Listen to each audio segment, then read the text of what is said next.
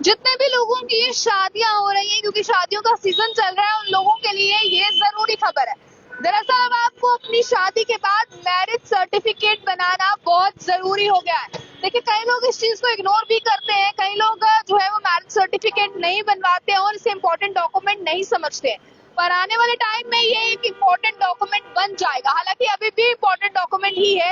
आपको अगर joint account किसी बैंक में खुलवाना है या कोई भी काम करना है तो आपका मैरिज सर्टिफिकेट वहां पर लगता है। हालांकि आपने बाहर जाना है, वीजा अप्लाई करना है, कुछ भी आपने ऐसा करना है जो आपने ज्वाइंटली रहकर करना है, उसके लिए आपका मैरिज सर्टिफिकेट जो है, इसकी रिक्वायरमेंट सबसे ज्यादा रहती है। और इस खबर में मैं आपको ये बताने वाली हूँ कि आप मैरिज सर्टिफिकेट को बनाने के लिए नियमों में बदलाव कर दिया गया है, यानी कि रूल्स कुछ चेंज हो गए हैं। अब इन रूल्स में क्या कुछ एड ऑन हुआ है, इस चीज की मैं जानकारी दूंगी, जिस चीज की जानकारी खुद कोर्ट द्वारा दी गई है।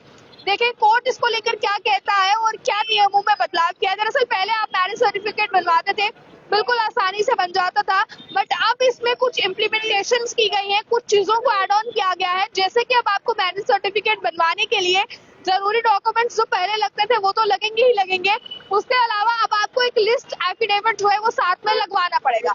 अब उसमें आपको उस स्टैम्प पेपर में क्या कुछ एड ऑन करवाना है ये मैं आपको बताऊंगी। देखिए, दरअसल लड़की पक्ष की तरफ से या लड़के के पक्ष की तरफ से जितने भी गिफ्ट्स जो है वो दिए गए होंगे शादी के दौरान, जिसे हम लोग जो है वो आम भाषा में दहेज भी कहते हैं, जो लड़की पक्ष की तरफ से आता है। बट अब जितने भी गिफ्ट्स चाहे वो लड़के पक्ष की तरफ से दिए गए हैं, चाहे वो लड़की पक्ष की तरफ से दिए गए हैं, आपको मैरिज सर्टिफिकेट में वो भी ऐड करवाना जरूरी होंगे। साथ ही साथ उस पर हस्ताक्षर यानी कि सिग्नेचर्स लिए जाएंगे, लड़की के और लड़के के दोनों के सिग्नेचर्स जो है वो उसमें लिए जाएंगे।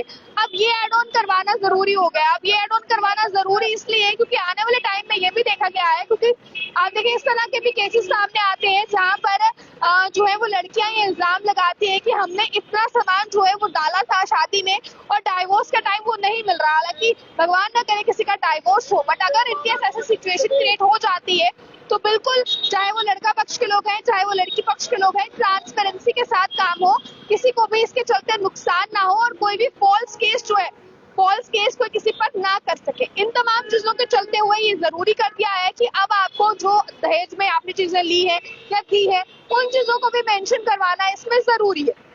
अब इसके लिए जो कुछ डॉक्यूमेंट्स लगने हैं, आपका आधार कार्ड लगेगा, आपका शादी का इन्विटेशन वेडिंग कार्ड आपका लगने वाला है, गवाह लगने वाले हैं, दोनों तरफ से जो है वो विटनेस लगेंगी, और उसके बाद जो है आप मैरिज रजिस्ट्रार के ऑफिस जाकर इसको रजिस्टर करवा सकते हैं। अपना जो आपका वेडिंग सर्टिफिकेट यानी कि जो मैरिज सर्टिफिकेट है वो आप लोग ले सकते हैं। मैरिज सर्टिफिकेट एक बहुत इंपॉर्टेंट डॉक्यूमेंट है, खासकर अभी जितने भी युवाओं की शादी हो रही है, जितने भी कपल्स शादी कर रहे हैं, आप लोग भी अपना अपना मैरिज सर्टिफिकेट बनवा लें, ये बहुत जरूरी है। और ये जो कोर्ट की तरफ से आदेश दिए गए हैं, इन्हें जरूर जानकारी ध्यान में रखें। देखिए, जब इंसान मैरिज सर्टिफिकेट बनवाता है तब वो यही सोचता है कि जरूरी नहीं है मेंशन करवाना क्या लिया क्या दिया, ये एक अलग चीज है, इसे मेंशन नहीं करवाते।